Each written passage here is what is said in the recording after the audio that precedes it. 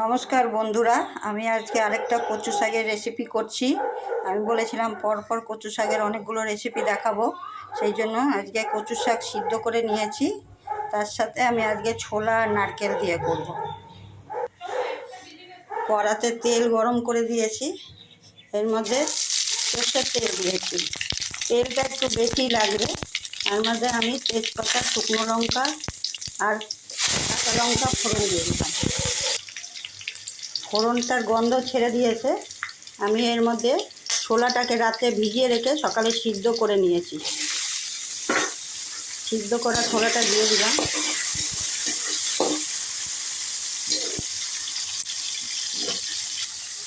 ছোলাটা হয়ে গেছে ভাজা, এর মধ্যে আমি নারকেল কোড়াটা দিলাম। নারকেলটা বেশি পরিমাণও দিতে পারেন, কম পরিমাণও দিতে পারেন। নারকেলটা যার যার পরিমাণ মতন দিবেন। নারকেলটা ভাজা হয়ে গেছে, এর মধ্যে আমি একটু নুন দিলাম। নুন আমি একটু কমই দিচ্ছি, কেন কচু শাকের মধ্যে আমার একটু নুন দিয়ে সেদ্ধ করা আছে, আর ছোলাতেও আমার একটু নুন দিয়ে সেদ্ধ করা আছে। এরপরে আমি এই গুঁড়ো মশলাটা দিব, হলুদ গুঁড়ো, ধনের গুঁড়ো আর জিরের গুঁড়ো।